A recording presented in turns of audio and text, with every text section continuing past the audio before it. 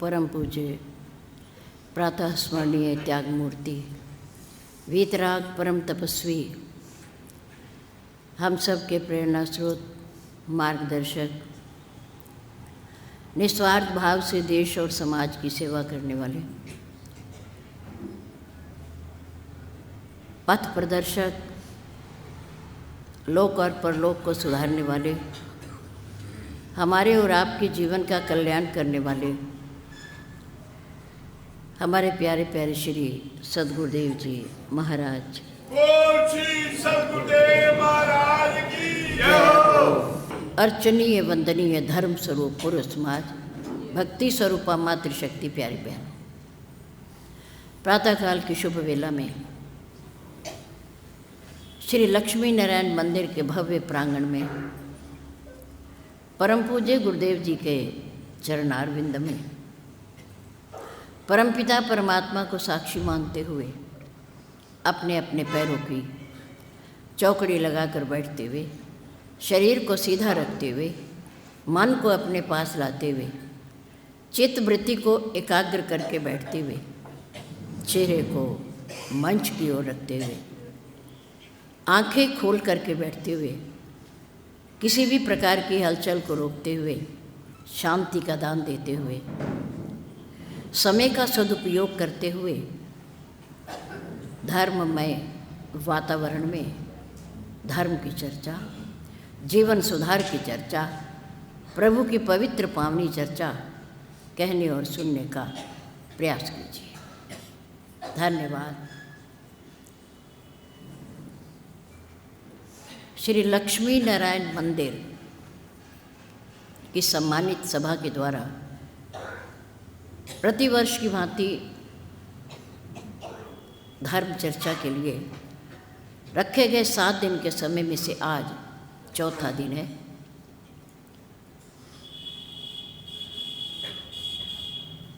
उन भक्तों पर, प्रभु प्रेमियों पर सद्गुरुदेव और परमात्मा की अतिशय कृपा होती है, जो समय का ध्यान रखते हुए समय के अंदर आकर के बैठने का प्रयास करते हैं।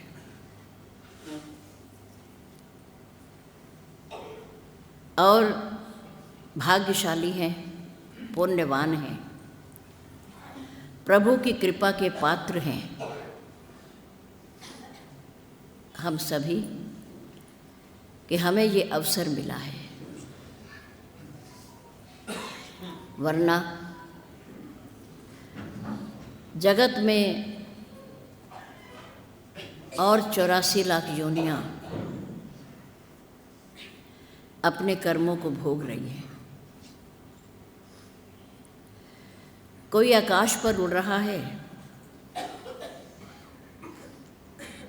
कोई धरती के ऊपर है, कोई धरती के अंदर है, कोई जल के भीतर है।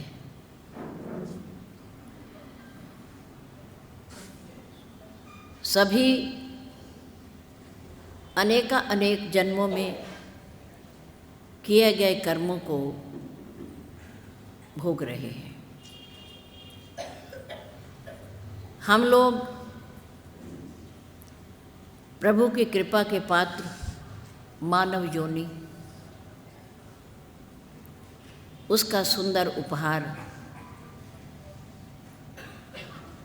श्रेष्ठ जीवन,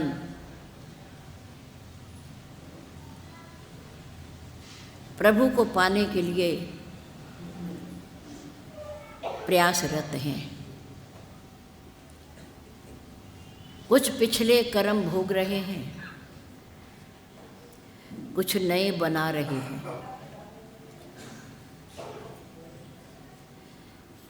ये दुनिया कर्म क्षेत्र है। यहाँ कर्म किए भी जाते हैं और कर्म भोगे भी जाते हैं। लेकिन स्वर्ग में कर्म किए नहीं जाते, कर्म भोगे जाते हैं। वहाँ केवल खर्चा होता है, खर्चा, आय नहीं होती, आमदनी नहीं है, केवल भोगना है। वहाँ की धरती, स्वर्ग की धरती उपजाऊ नहीं है, सुंदर है, सुख सुविधा के साधनों से भरी पड़ी है, लेकिन वो उपजाऊ नहीं है, क्योंकि वहाँ कर्मों के बीज नहीं डाले जाते। परंतु जिस मृत्यु लोक में हम रहते हैं, यहाँ की धरती उपजाऊ है। यहाँ जो बीज डालेंगे उसका पौधा जरूर उगेगा। कर्म क्षेत्र है ये। कुरुक्षेत्र के मैदान में अर्जुन ने रथ पर बैठकर ऊंचे स्थान से अपने सन्मुख खड़ी हुई सेना को देखा, जो उनके विरुद्ध लड़ने आई है। चारों तरफ दृष्टि डाली तो सब अपने दिखाई दिए।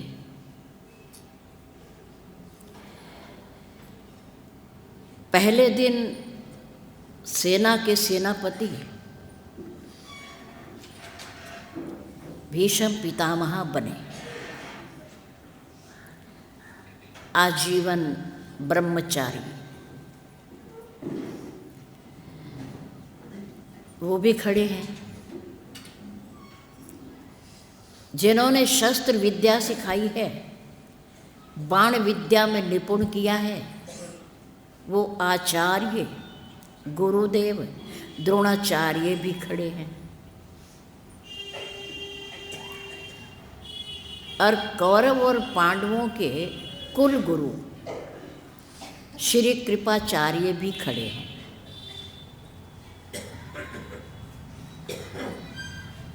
और वो भाई भी खड़े हैं जिनके साथ बचपन में संग संग शिक्षा पाई, संग संग शास्त्र विद्या सीखी, एक ही महल में रहकर खाया पिया पले, वो भी खड़े हैं। उन सबको देखकर अर्जुन मोहग्रस्त हो गए, ममता जाग पड़ी। अर्जुन ने कहा, क्या मुझे इनके साथ युद्ध करना है? प्रभु ने कहा, सोचा तो वैसा ही गया है। आमने सामने है, एक तरफ तुम हो, तुम्हारे भाई हैं, तुम्हारे हितैषी राजा हैं, तुम्हारे ससुराल वाले हैं, द्रौपद राजा भी खड़े हैं, और एक तरफ वो हैं जिनको तुम देख रहे हो।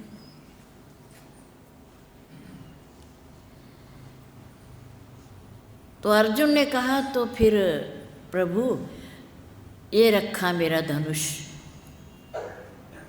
मैं युद्ध नहीं करना चाहता। क्यों? इसलिए कि युद्ध में मरने मारने के लिए तैयार जो खड़े हैं वो सब मेरे हैं।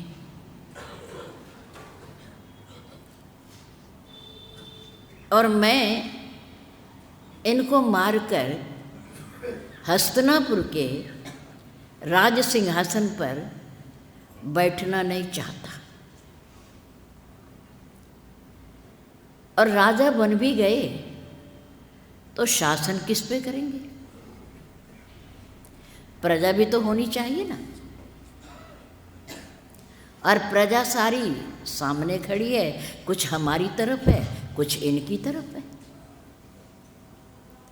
और युद्ध में तो मार काट होनी है।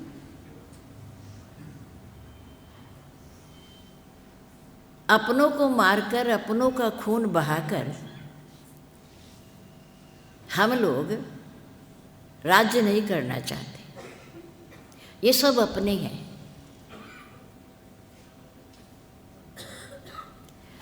भगवान श्री कृष्ण ने कहा, अर्जुन तुम क्षत्रिय हो, तुम कर्मवीर हो,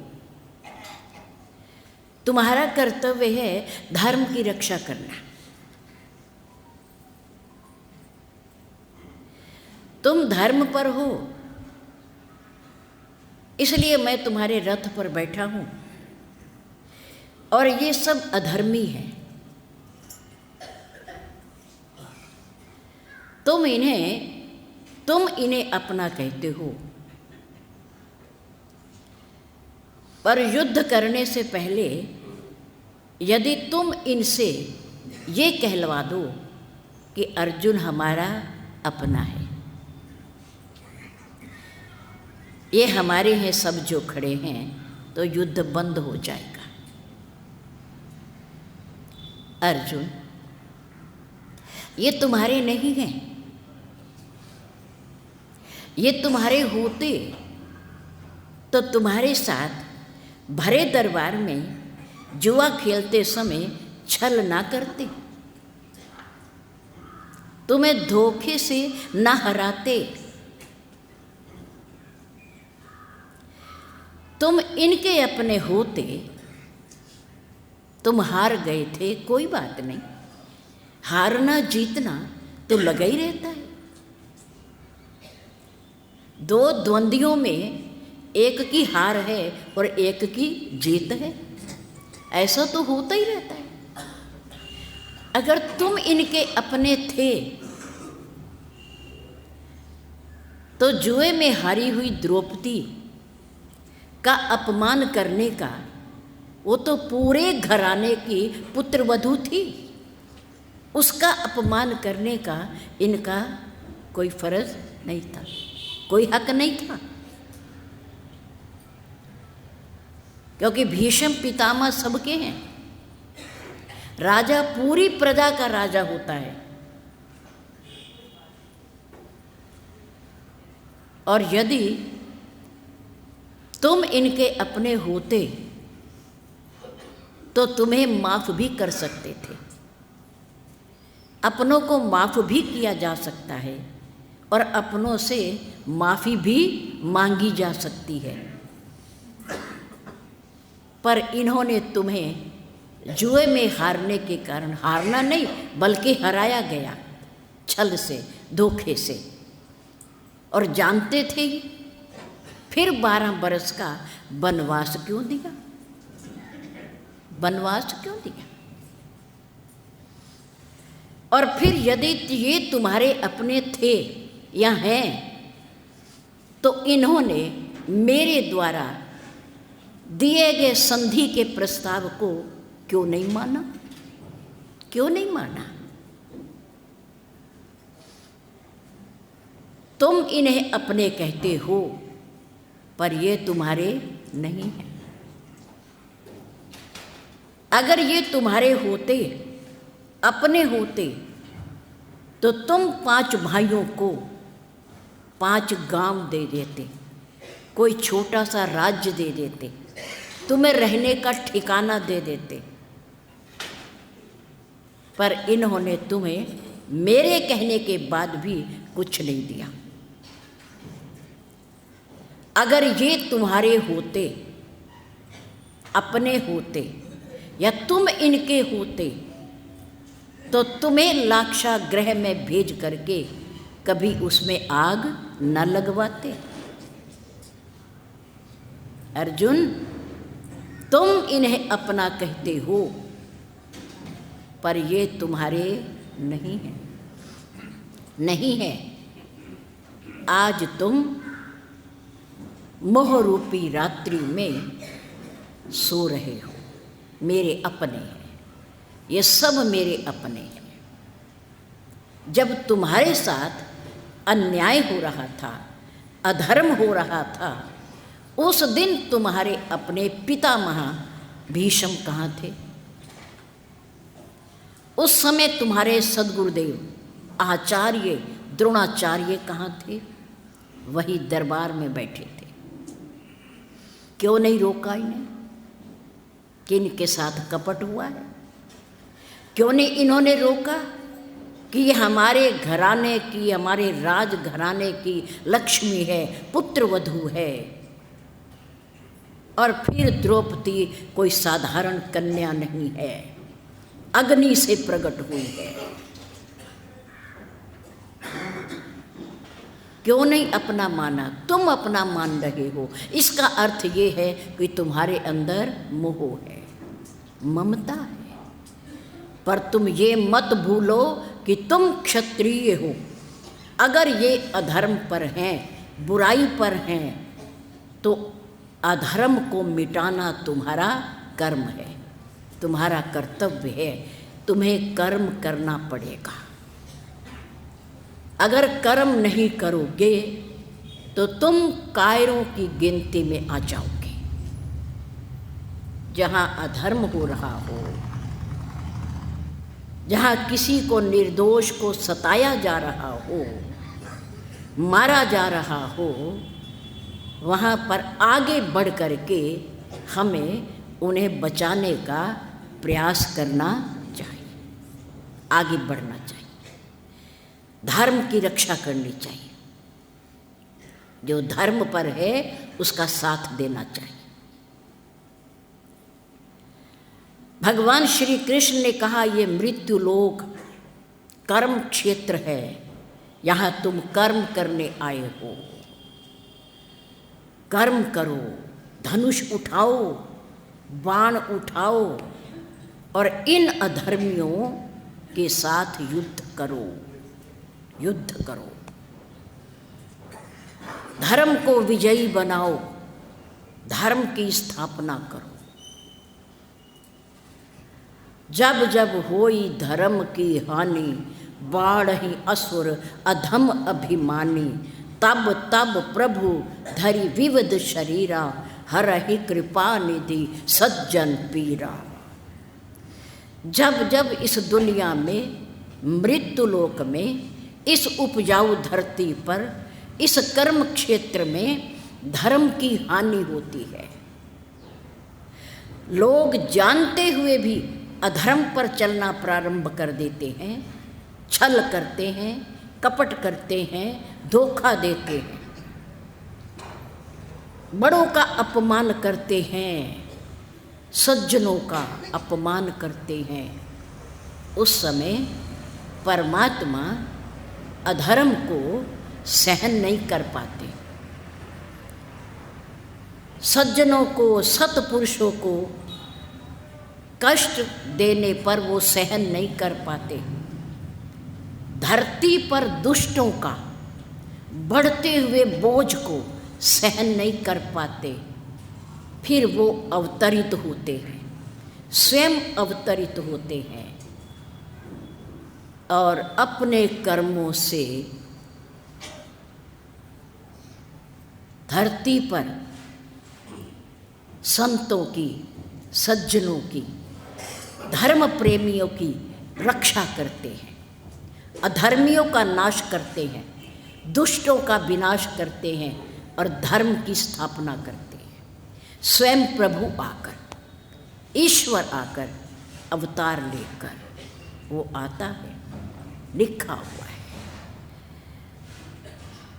कर्मों का ह्रास, सदकर्मों का ह्रास होता है, धर्म का ह्रास होता है, अवनति होती है।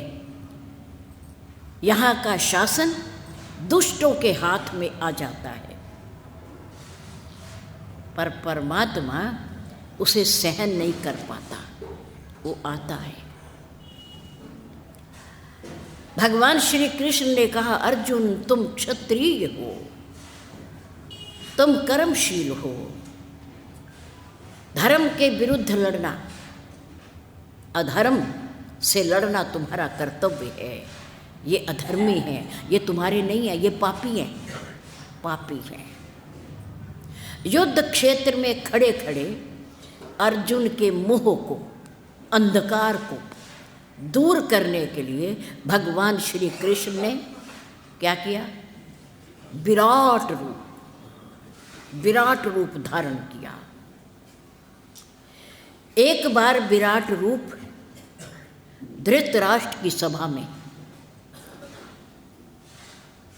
जब श्री कृष्ण संधि का प्रस्ताव लेकर के गए, उस समय धारण किया चतुर्भुज रूप। और एक बार युद्ध भूमि में रथ पर खड़े खड़े उन्होंने विराट रूप धारण किया और अर्जुन को दिव्य दृष्टि दी देखने की। अर्जुन ने देखा, ये क्या? ये प्रभु जो अभी मेरे सारथी मेरे रथ पर बैठे थे, मेरा रथ चला रहे थे, ये कौन है? प्रभु ने कहा, अर्जुन कुछ ना देखो, केवल मेरे मुख में देखो, मेरे मुख में। अर्जुन ने दिव्य दृष्टि से प्रभु के श्री मुख में देखा। विराट रूप, परमात्मा की सारी दुनिया उसके अंदर है। परमात्मा के रोम रोम पर ब्रह्मांड लटके हुए हैं, ब्रह्मांड पता नहीं कितने। ये तो एक है जिसे हम देख रहे हैं, पता नहीं ऐसे अनेकों ब्रह्मांड हैं, अनेकों ब्रह्मांड। मंदोदरी ने रावण के सामने भगवान की महिमा को प्रकट करने के लिए, बताने के लिए उनकी शक्ति को कि वो कौन है, भगवान के विराट रूप का वर्णन किया। देखो रावण, परमात्मा ऐसा है, ईश्वर ऐसा है, अलौकिक है, सर्वव्यापी है, अंतर्यामी है, सर्वसमर्थ है, शक्तिशाली है। वही परमात्मा राजा दशरथ के यहाँ मनुष्य बन करके राम के रूप में आया है, राम के रूप में आया है। ऐसा ही विराट रूप प्रभु ने अर्जुन को दिखाया। अर्जुन ने मुख में देखा। क्या देखा? आप सब श्रीमद् भागवत की कथा में सुनते हो, वर्णन आता है कि प्रभु के श्रीमुख में अर्जुन ने ये दृष्टि नहीं जो हमारे और आपके पास है, जिन आँखों से हम देखते हैं उन आँखों से नहीं, दिव्य दृष्टि। भगवान जिन आँखों से दिखाई देता है वो आँखें कोई और हैं। ये आँखें नहीं है, ये चर्म चक्षु नहीं है जिनसे भगवान दिखाई देता है। वो आंतरिक दृष्टि है, आंतरिक, अंदर की दृष्टि। ज्ञान और वैराग्य, श्रद्धा और विश्वास, ये नेत्र हैं प्रभु को देखने के लिए, ईश्वर को देखने के लिए। जिनके पास ये हैं, ये दृष्टि है, वो प्रभु को हर पल देखता है, हर क्षण देखता है, हर जगह देखता है, उसे दिखाई देते हैं। लेकिन इन चक्षुओं से नहीं, इन नेत्रों से नहीं जिनसे हम दुनिया को देखते। अर्जुन ने दिव्य चक्षुओं से परमात्मा के दिव्य स्वरूप के दर्शन किए और मुख में देखा। जो लोग सामने युद्ध करने को तैयार खड़े हैं वो सारे के सारे भगवान के श्री मुख में मृत पड़े, मृत पड़े। अर्जुन ने सोचा, वर्तमान को मैं भूत में देख रहा, भूत में सब मर गए, सब मरे पड़े, मृत हैं, जड़ हैं, लेकिन मुझे दिखाई दे रहे। भगवान के मुख में मरे पड़े। वर्तमान को भूत में देख रहा हूं मैं, ये क्या अलौकिक शक्ति है। अंदर देखा, फिर बाहर देखा, ये सत्य है या झूठ है, सत्य है या झूठ है, क्या है। प्रभु ने जब देखा कि अर्जुन भ्रमित हो जाएगा, अपने विराट रूप को छिपाया और कहा, अर्जुन तुमने देखा? प्रभु देखा, देखा,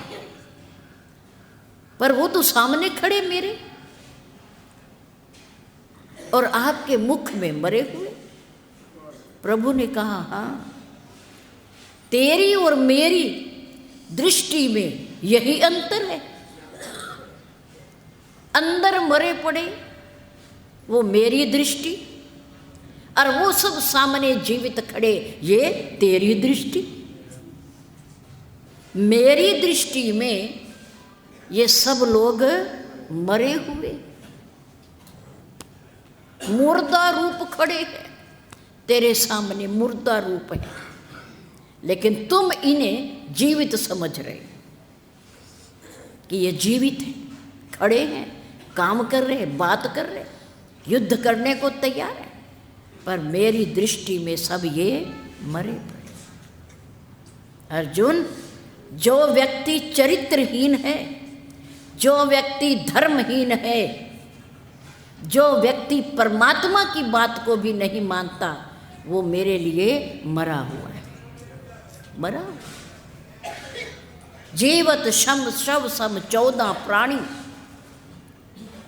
शूर्पणखा ने रावण के सामने 14 प्राणियों का नाम लिया, 14 प्रकार के प्राणी कि वो संसार में रहते हुए भी, दिनचर्या करते हुए भी, खाते पीते हुए भी वो प्रभु की दृष्टि में और शास्त्र की दृष्टि में वो मरे हुए हैं, जिंदा नहीं है। वो चल फिर रहे हैं लेकिन मुर्दा है, जीवित नहीं है वो। ये भगवान की दृष्टि है, लेकिन हमारी दृष्टि, हम इनको जिंदा देख रहे हैं। प्रभु ने कहा, अर्जुन तेरे बाण का ये इंतजार कर रहे हैं, प्रतीक्षा कर रहे हैं तेरे बाणों की, वरना ये मरे खड़े हैं, गिरने वाले हैं। तेरा बाण लगते ही ये गिर जाएंगे, खड़े हुए दिखाई दे रहे तुझे। तुम तो एक माध्यम हो इन्हें मारने का, वैसे ये मरे हुए हैं, ये मृत हैं। जिस व्यक्ति का आचार विचार और व्यवहार ठीक नहीं है, और जिस व्यक्ति के कर्म ठीक नहीं है, जो व्यक्ति चरित्रहीन है, जो व्यक्ति धर्म को नहीं मानता, शास्त्र को नहीं मानता, परमात्मा को नहीं मानता, महात्मा को नहीं मानता, देवी देवताओं को नहीं मानता, वो इस दुनिया में रहता हुआ भी मरा हुआ है, भगवत दृष्टि से, भगवान की दृष्टि से। प्रभु ने कहा, अर्जुन ये तुम्हें मौका मिला है, तुम्हें अवसर मिला है इन्हें मारने का, इन्हें सद्गति प्राप्त होगी और तुम्हें यश की प्राप्ति होगी, तुम्हें यश मिलेगा, वरना ये मरे हुए हैं मेरी दृष्टि से। कर्म करो, कर्म करो, कर्म क्षेत्र ये धरती, ये मृत्यु लोक खेती है, एक खेत है, हम कर्मों के बीज बो रहे हैं यहाँ, कर्मों के हम खेती कर रहे हैं, ये अच्छे और बुरे कर्मों की खेती। यहाँ जो भी आएगा उसे कर्म ज़रूर करना पड़ेगा। विचार कर करें अच्छी बात है, अच्छे कर्म करें अच्छी बात है, सत्संग करें अच्छी बात है, अच्छे लोगों की संगति करें अच्छी बात, दान पुण्य करें, अच्छी बात है। माता पिता की सेवा करें, अच्छी बात है। शास्त्र की बात माने, अच्छी बात है। दूसरों का सम्मान करें, अच्छी बात है। भगवत भजन करें, अच्छी बात है। मनुष्य होकर के ईश्वरीय चिंतन करें, अच्छी बात है। अच्छे कर्म हैं, पर कर्म करने जरूर पड़ेंगे। क्या करें, क्या करें, ये शास्त्र बताते हैं, ये भगवान के भक्त बताते हैं, संत बताते हैं, सद्गुरुदेव बताते हैं क्या करें और क्या ना करें, क्या ना करें। इस मान सरोवर रूपी सत्संग में प्रयागराज में, तीर्थराज में 3 नदियों का संगम है। 3 नदियों का। धरती पर कहाँ है वो तीर्थराज? प्रयागराज कहाँ है? इलाहाबाद की धरती पर। इलाहाबाद की धरती पर 3 नदियों का संगम होता है। कौन कौन सी? श्री गंगा जी, श्री यमुना जी और श्री सरस्वती जी। तीनों पावन हैं, तीनों पवित्र हैं। 2 नदियाँ प्रत्यक्ष बहती हैं, 2 नदियाँ प्रत्यक्ष बहती हैं, दिखाई देती हैं, लेकिन तीसरी नदी गुप्त बहती है, गुप्त बहती है। पर अब उस गुप्त सरस्वती माँ को, नदी के प्रवाह को प्रत्यक्ष किया जा रहा है। थाना छप्पर जहाँ है वहाँ पर सरस्वती नगर है। वहाँ धरती के अंदर से उस पवित्र नदी को प्रकट किया जा रहा है। सरकार प्रयास कर रही है और बहाव शुरू हो गया है, थोड़ा थोड़ा हो गया है, और लोग दर्शन करने भी जाते हैं, वहाँ स्नान भी करते हैं, वहाँ वो भी प्रारंभ हो गया है। तो इस सत्संग रूपी मान सरोवर, ये जो तीर्थराज है, प्रयागराज है, इसमें भी 3 नदियों का प्रवाह है। उस प्रयागराज में जाना हो, तीर्थों के राजा पर जाना हो, संगम पर जाना हो, तो उसके लिए हमें समय का चुनाव करना पड़ता है, समय निश्चित करना पड़ता है, और वहाँ पहुँचने का भी समय है, कितने घंटे लगते हैं, रेल के माध्यम से, बस के माध्यम से और अपनी गाड़ी के माध्यम से समय निश्चय करना पड़ता है। और फिर वहाँ जाने के लिए हमें पैसे का प्रबंध भी करना पड़ता है, पैसे का प्रबंध भी करना पड़ता है, समय भी देना पड़ता है, धन भी देना पड़ता है, निश्चय भी करना पड़ता है। वहाँ जाकर के तब हम पहुँचते हैं, और पहुँचने के बाद हम स्नान करते हैं, डुबकी लगाते हैं बीच में संगम में जाकर, वहाँ दान पुण्य भी करते हैं। स्नान करने का पुण्य मिलता है, हमारा शास्त्र कहता है, पर उस तीर्थराज में स्नान करने का पुण्य कब मिलेगा, किस रूप में मिलेगा, इसको हम और आप जानते हैं कि हमने प्रयागराज जी में जाकर के स्नान किया, संगम में स्नान किया, वहाँ भंडारा किया, दान पुण्य किया, मंदिर में गए, दर्शन किए पवन पुत्र हनुमान जी के। इसका फल हमें कब, किस रूप में और कहाँ मिलेगा, हमें किसी को पता नहीं है, पर हम करते ज़रूर हैं, करते ज़रूर हैं और करना चाहिए, करना चाहिए। लेकिन हमारे महापुरुष ग्रंथकार, हमारे शास्त्र कहते हैं कि सत्संग रूपी तीर्थराज प्रयागराज ये अति सुलभ है, सहज है, आसानी से मिल जाता है, और इसके लिए कोई समय भी निश्चित नहीं करना पड़ता, यात्रा भी ज़्यादा लंबी चौड़ी नहीं करनी पड़ती, और धन का खर्चा भी नहीं है। लेकिन इसमें डुबकी लगाने पर हमें उसका फल तुरंत मिलता है, तुरंत मिलता है। उसके लिए ऐसा नहीं है कि आज सुन रहे हैं तो कल फल मिलेगा, इसका परसों मिलेगा, पता नहीं कब मिलेगा, नहीं। इस सत्संग रूपी प्रयागराज में स्नान करने का जो फल है वो तत्काल मिलता है, तुरंत मिलता है, उसी समय मिलता है। मुद मंगलमय संत समाजू, जो जग जंगम तीर्थ राजू। तीर्थों का राजा है ये। यहाँ गंगा जी भी हैं, यहाँ यमुना जी भी हैं, और यहाँ सरस्वती जी भी हैं। मुद मंगलमय, मुद में ना प्रसन्नता देने वाला, मंगल में ना कल्याण करने वाला, सत्संग रूपी प्रयागराज। मुद मंगलमय संत समाजू, जो जग जंगम तीर्थ राजू। जिस पर चल के नहीं जाना पड़ता, बल्कि वो प्रयागराज अपने आप चल के आ जाता है, अपने आप चल के आ जाता है, जाना नहीं पड़ता,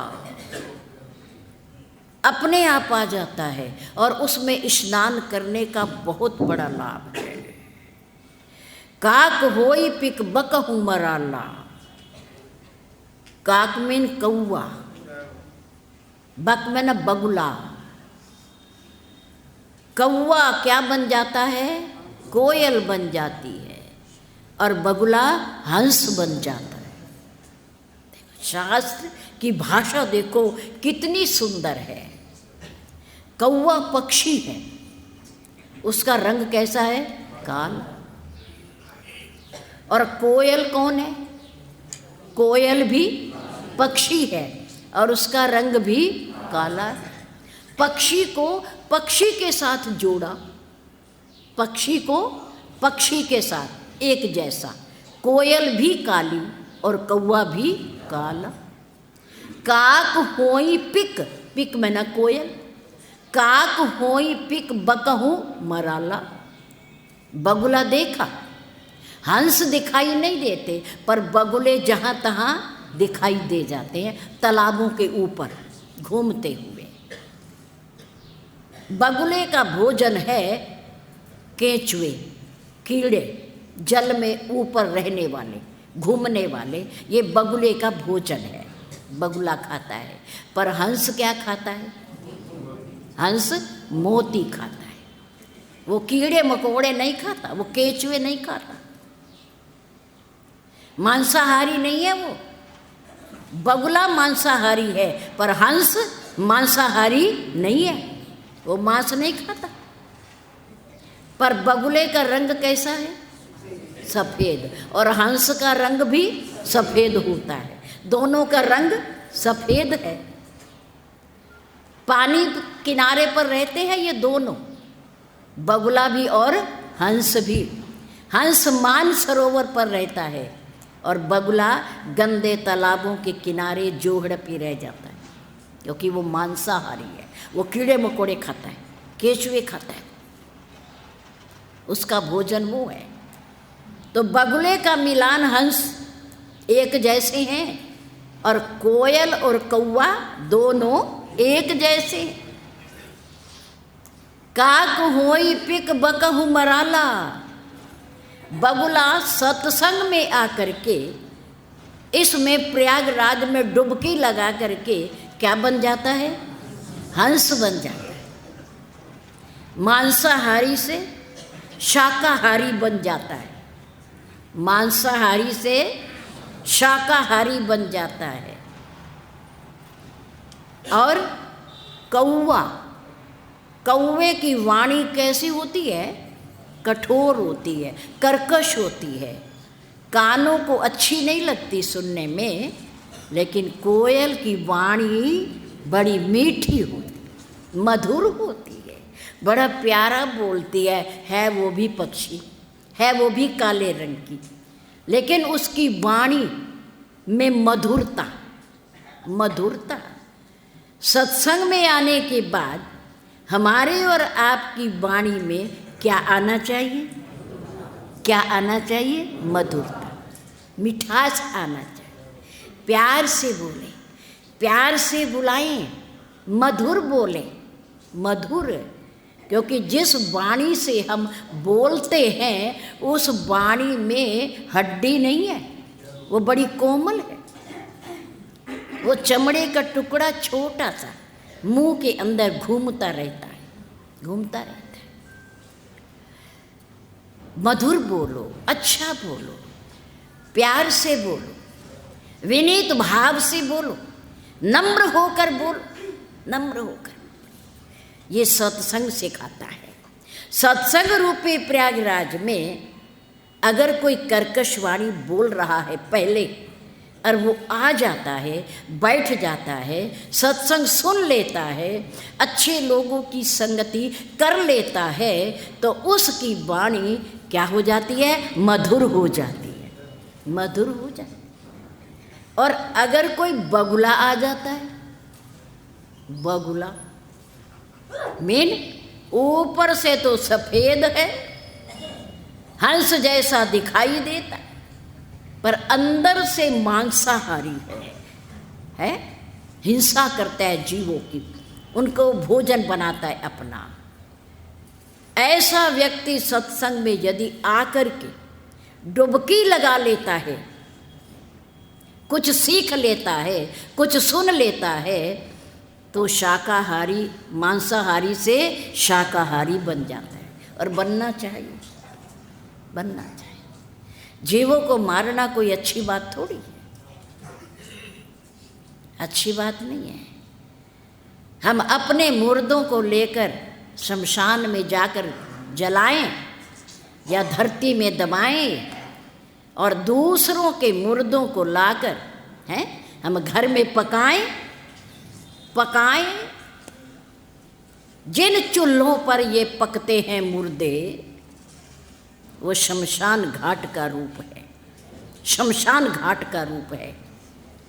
और जिन उदर में, जिन पेटों में ये मुर्दे दबते हैं, खाते हो, अंदर ले जाते हो, वो कब्रिस्तान है। हमारे घरों में ही शमशान, हमारे घरों में ही कब्रिस्तान। कैसी अद्भुत बात है।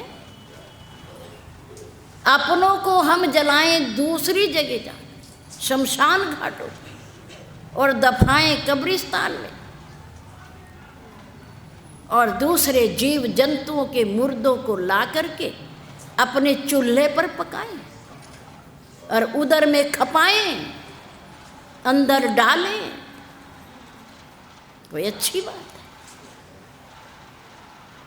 दोनों हमारे घर में हैं, दोनों। अगर हो रहा है ऐसा, अगर ऐसा हो रहा है तो शमशान और कब्रिस्तान दोनों हमारे घर में है। जबकि हिंदू की रसोई बड़ी पवित्र होती है, वहाँ जूता पहनकर नहीं जाते, वहाँ खुले बाल नहीं जाते, वहाँ नंगे सिर नहीं जाते, वहाँ बिना नहाए नहीं जाते। क्यों? क्योंकि हमारे घरों की रसोई में बने हुए भोजन से भगवान को भोग लगता है, भोग लगता है, भोग लगता है।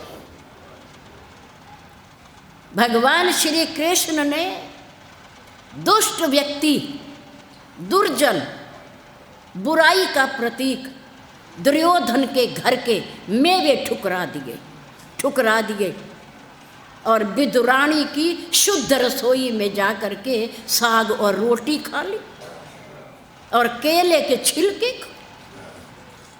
हम उस धर्म में पैदा हुए हैं, यही तो धर्म की हानि है, और क्या है। राम के यहाँ ये कुछ नहीं, और रावण के यहाँ सब कुछ है। वो गधे भी खा जाते हैं, वो भैंसे भी खा जाते हैं, वो गऊओं को भी खा जाते हैं, वो हर जीव जंतु का मांस खा जाते हैं, मांस खा जाते हैं, वो दुष्ट हैं। हमारे शास्त्रों में लिखा हुआ है। घर को शमशान और कब्रिस्तान क्यों बनाते हो? क्या और कम चीजें हैं? परमात्मा ने बहुत कुछ बनाया हमारे खाने के लिए। ऐसे ऐसे मेवे बनाए जिनके सामने जो आप खाते हो वो कुछ भी नहीं।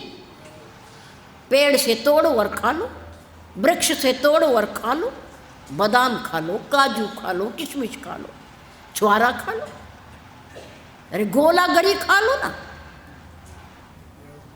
कुछ भी खा लो। अन्न उपजता है, गेहूं खा लो। दालें ऐसी ऐसी दालें हैं जिनकी बराबरी वो नहीं कर सकता जो आप खाते हो।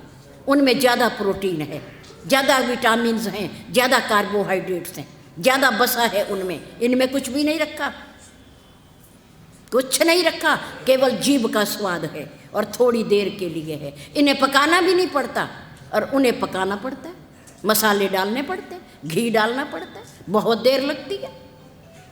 क्यों करते हो ऐसा काम? शाकाहारी बनो। साग सब्जी बहुत है, अनाज बहुत है, सब्जियां बहुत है। भगवान की कुदरत देखो, एक लौकी का बीज डालते हो धरती में और कितनी लौकी उगती है, देखो ना, देखो। एक बादाम का बीज डाला, पेड़ पर बादाम लग जाते हैं हजारों सैकड़ों, और जब तक वृक्ष रहता है तब तक बादाम देता रहता है। फल खाओ ना, सेब खाओ, आम खाओ, आड़ू खाओ, बहुत कुछ है अनगिनत, हमें तो नाम भी नहीं आते। ऐसे ऐसे फल हैं और उनमें शक्ति है। गाय को मारे क्यों? गाय का दूध पियो, छाछ पियो, मक्खन खाओ, घी खाओ, क्यों मारो? सेवा करो। सेवा करोगे तो वो बहुत कुछ देगी। मूत्र अपना दवाई के रूप में देगी, गोबर अपना शुद्धि के लिए देगी, हमारे घर की सफाई के लिए देगी और हमारे ईंधन के लिए देगी। गौ माता, सेवा करो, प्रणाम करो। कुछ भी पालो, बकरी पालो, भैंस पालो, पालो, ऐसे जानवर पालो, उनकी सेवा करो जो हमें दूध देते हैं। और दूध सबसे बढ़िया भोजन है। दुनिया में दूध जैसा कोई भोजन है ही नहीं। बचपन से लेकर बुढ़ापे तक पीते रहो, पीते रहो, पीते रहो, पर असली होना चाहिए। रसायन का बना हुआ नहीं होना चाहिए, दवाइयों वाला नहीं होना चाहिए, पाउडर वाला नहीं होना चाहिए। आज मजबूर हैं थैली वाला दूध पीने को। क्यों? क्योंकि गाय के प्रति प्यार ही नहीं है, सेवा भाव ही नहीं है। और मकान ऐसे बना लिए कि उनमें गाय रख ही नहीं सकते आप लोग। एक ऐसी जगह छोड़ा करो ना जहाँ गाय बांध सको, माँ की सेवा कर सको। गोधन जैसा कोई भी धन नहीं है। धन है ये हमारा, इससे कमाई भी होती है, इससे बछड़ा पैदा होता है, हमारी खेती के काम आता है। हमारा गोधन बढ़ता रहे, अच्छी बात है। मारना नहीं चाहिए, किसी भी जीव की हिंसा नहीं करनी चाहिए, क्योंकि कोई भी जीव छोटे से छोटा, बड़े से बड़ा मरना नहीं चाहता, मरना नहीं चाहता। हम मारते हैं अपनी स्वार्थ के लिए, अपनी उदर पूर्ति के लिए हम उनकी हत्या करते हैं, हम वध करते हैं। और याद रखो, उस पाप का फल हमें जरूर भोगना पड़ेगा, जरूर भोगना। हमारे शास्त्रों में लिखा, हम मानते हैं, हम पुनर्जन्म मानते हैं। हमारा सनातन धर्म है कि जो कर्म करके जाते हैं उन्हें भोगने के लिए हमें ज़रूर आना पड़ता है, आना पड़ता है। तभी तो ये सब देखने को ही तो मिलता है। एक पिता की संतान है लेकिन कर्म सबके अलग अलग हैं। क्यों है? क्यों है भाई? पिता तो एक है, माँ तो एक है, जन्म देने वाले तो एक ही हैं, लेकिन फिर कर्म क्यों अलग अलग है? कोई विद्वान है, कोई अनपढ़ है, कोई पढ़ा लिखा है, कोई भिखारी है, कोई निकम्मा है, कोई सेवा करता है, कोई ठोकर मार के चला जाता है। ऐसा क्यों है? ऐसा इसलिए है कि कर्म प्रधान विश्व करी राखा, जो जस करहि सो तस फल चाखा। जैसा कर्म करेंगे वैसा फल हमें भोगना पड़ेगा, इस जन्म में, अगले जन्म में, उससे अगले में। पर कर्मों से छुटकारा नहीं है, नहीं है।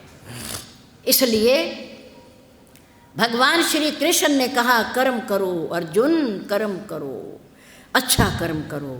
ये दुष्ट हैं, ये विधर्मी हैं, ये छली हैं, कपटी हैं, इसलिए इनका वध करो। ये मरने को तैयार खड़े हैं, इसलिए युद्ध क्षेत्र में आए हैं, क्योंकि इन्हें मरना है। ये मरे हुए हैं, तुम तो केवल निमित्त मात्र हो, निमित्त मात्र। कर्म क्षेत्र इस संसार में, दुनिया में कर्म किए बिना कोई व्यक्ति रह नहीं सकता। लेकिन कर्म करते समय ये विचार जरूर होना चाहिए कि इसका परिणाम क्या होगा। ये विचार लो, कर्म करने से पहले ये विचार लो कि इस कर्म का फल क्या होगा, क्या होगा, इसका भविष्य क्या होगा। देखो, चिंता कभी भूत को संवार नहीं सकती। चिंता, धनुष टूट गया, भगवान परशुराम जी ने कहा क्यों टूटा, किसने तोड़ा, क्यों तोड़ा। लक्ष्मण जी ने कहा सुनो, राजा जनक की स्वयंवर में शर्त थी कि जो शिव धनुष को तोड़ेगा उससे मेरी राजकुमारी कन्या सीता का विवाह होगा। उस शर्त को सुनकर के सब राजकुमार राजा आए और सब ने इसे तोड़ने का प्रयास किया, पर टूटा नहीं। समय की बात है, भाग्य की बात है, किस्मत की बात है कि मेरे अग्रज, मेरे ज्येष्ठ भ्राता श्री राम धनुष के पास गए, उन्होंने उसे उठाया और उसके 2 टुकड़े कर दिए, वो टूट गया। जय श्री राम, जय श्री राम। टूट गया सो टूट गया, अब क्या हो सकता है, हैं? अब आप सोचो, जोड़ तो सकता नहीं, और जोड़ने से इसमें जोड़ गांठ पड़ जाएगी, चिन्ह बन जाएगा, वो बात तो रहने की नहीं। टूटा सो टूट गया, अब आप पछतावा क्यों करते हो? पछतावे से हम भूत को नहीं संवार सकते, चिंता से हम भविष्य को नहीं बदल सकते, पर वर्तमान का आनंद लेना चाहिए। वर्तमान में जो प्राप्त है वही पर्याप्त है, और जो शेष है वही विशेष है। जो शेष है, मेरा बचा हुआ, वही बहुत बड़े काम का है, हैं? जो आयु निकल गई सो निकल गई, बहुत गई, थोड़ी रही, थोड़ी भी अब जाए। नाट कहे सुन नायिका, ताल में भंग न आए। राजा के यहाँ खेल हो रहा है, आपने भी देखे तमाशे, राजा के यहाँ भी हो रहा, सब देख रहे, बहुत बड़ी भीड़ जमा है।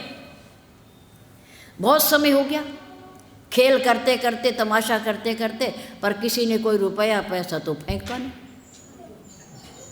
इनाम तो दिया नहीं।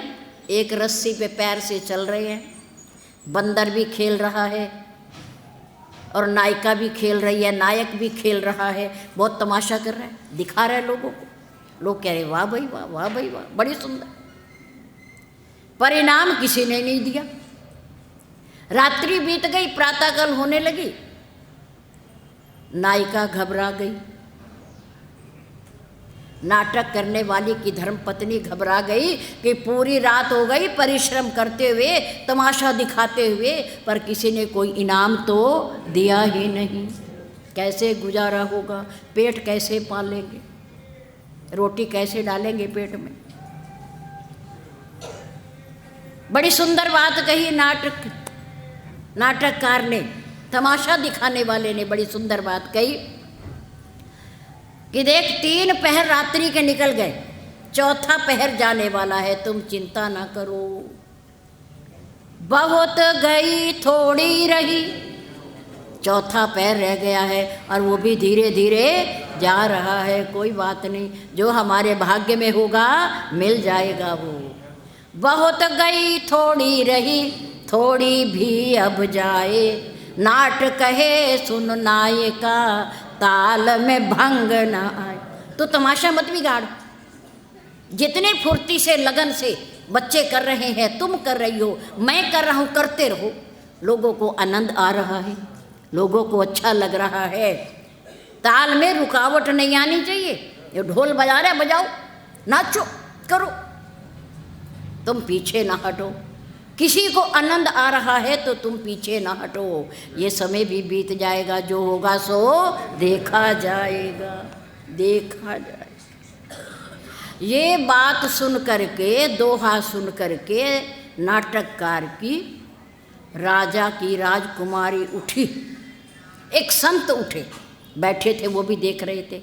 उन्होंने अपना गरम दुशाला उतार करके नायिका को दे दिया और उठ कर के चले गए। थोड़ी देर में राजा का राजकुमार उठा, वो भी तमाशा देख रहा था। उसने भी अपने गले में पड़ा हुआ 9 लखा हार उतार करके नाटककार को दे दिया। इतने में राजकुमारी आ गई। ये आवाज़ उसके कानों में भी पड़ी कि बहुत गई थोड़ी रही, थोड़ी भी अब जा, चिंता ना करो। उसने भी अपना अमूल्य आभूषण उतार करके नायिका को दे दिया। पर राजा देखता ही रह गया कि ये कैसे बेवकूफ़ हैं। एक छोटे से नाटककार, तमाशा दिखाने वाले को संत ने दुशाला दे दिया, कीमती गरम। मेरे पुत्र ने 9 लखा हार दे दिया और पुत्री ने आभूषण उतार करके दे दिए। कैसे बेवकूफ़ है। ये तो रोज़ ऐसे ही तमाशे करता है और करता रहेगा। इसका तो यही जीवन है। तमाशा खत्म हो गया। मंत्रियों ने पूछा कि तुम्हारे पिता को अच्छा नहीं लग रहा, राजकुमार तुमने क्या किया ये? उसने कहा मैंने जो किया अच्छा किया, मैंने जो किया अच्छा किया। अगर ये ना करता तो अनर्थ हो जाता, अनर्थ हो जाता। क्या हो जाता? आज इस नाटककार के दोहे के कारण मेरे पिता की जान बच गई है, मेरे पिता के प्राण बच गए हैं, क्योंकि मैंने सोच रखा था। मेरा पिता राजा होते हुए भी इतना कंजूस है, इतना कंजूस है कि हम दोनों भाई बहन इतने बड़े बड़े हो गए, हमारी इतनी उम्र हो गई, अब तक इसने हमारी शादी क्यों नहीं करी? बूढ़ा हो गया, बूढ़ा हो गया, मुझे अपना वारिस क्यों नहीं बनाया? मुझे अपना उत्तराधिकारी क्यों नहीं बनाया? मुझे घोषित क्यों नहीं किया कि इसके बाद राजा मैं बनूंगा? मैंने सोच लिया था कि मैं अपने पिता का प्रातःकाल खात्मा कर दूंगा, मैं छोड़ूंगा ही नहीं राजा बनने के लालच में। पर इस नाटककार ने कहा कि बहुत गई थोड़ी रही। बुढ़ापा तो इसे आ ही गया, थोड़े दिन की जिंदगी, पता नहीं है कब अपने आप चला जाए। तू कलंक क्यों लेता है? छोड़, छोड़ दे इस पर, नहीं तो नहीं सही। लेकिन मैं पिता का हत्यारा बन जाता, पर इस दोहे ने मुझे बड़ी शिक्षा दी है। राजकुमारी से पूछा गया, तुमने क्यों दिए अपने आभूषण उतार कर? राजकुमारी ने कहा, मेरे साथ भी यही घटित होने वाला। मैं अपने दरबार के एक नौकर के साथ इतनी उम्र हो जाने के बाद पिता को चिंता नहीं, मेरी बेटी नौजवान है, मेरी बेटी युवा है, मैंने बेटी का विवाह करना है, तो मैंने अपने आप भागने का निश्चय कर लिया था। मेरे पिता को कलंक लग जाता, मुझे भी लग जाता। तो मैंने इस दोहे से ये शिक्षा ली कि थोड़े दिन की मेरे पिता की ज़िंदगी है, मेरा भाई नौजवान है, वो मेरी शादी अपने आप कर देगा। बहुत बीत गई है, थोड़ी रह गई है, अब ऐसा कुकर्म क्यों करते हो, पाप क्यों करते हो, बुरा कर्म क्यों करते हो? मैं बच गई, भागने से बच गई, मेरा भाई अपने पिता को मारने से बच गया, बाप का हत्यारा बनने से बच गया। कितनी बड़ी शिक्षा मिली। महात्मा जी से पूछा गया कि आपने अपना क्यों दिया? महात्मा जी ने कहा कि मेरी तो आयु बीत ही गई है, आज है कल है, कौन जानता है, इस दुशाले को कोई ना कोई तो ज़रूर लेगा, पर क्यों ना अपने हाथों से मैं इनको दान करके जाऊं, क्योंकि इनके काम आएगा। मैंने तो जाना ही है, और दुशाला तो कोई ना कोई लेगा ही, बाद में कोई लेगा। अच्छा है कि मैं अपने हाथों से ही दे जाऊं, पुण्य कमा लूं दे करके, इनके काम आएगा, इसलिए मैंने दुशाला उतार कर दे दिया। समय बदलता रहता है, परिवर्तित होता रहता है, लेकिन सत्संग के माध्यम से हमें ज्ञान मिलता है, क्या करें और क्या ना करें, क्या ना करें। और विशेषकर श्री रामचरितमानस हमें सिखाती है कि हम मनुष्य हैं तो हम क्या करें, मानव हैं तो क्या करें, क्या करना चाहिए, कैसा जीवन जीना चाहिए, परिवार में कैसे रहना चाहिए, ये हमें श्री रामचरितमानस सिखाती है। और क्या ना करें, क्या नहीं करना चाहिए, ये हमें महाभारत सिखाती है।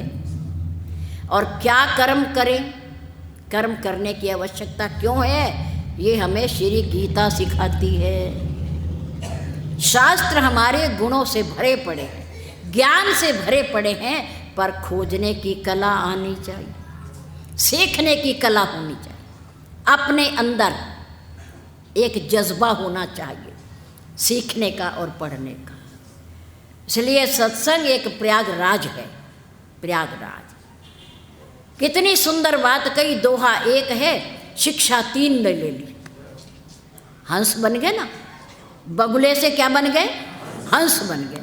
लड़की भागना चाहती है, लड़का पिता को मारना चाहता है, और संत महापुरुषों ने कहा दुशाला तो मेरे बाद भी कोई लेगा, मैं अपने हाथों से क्यों ना दे जाऊं।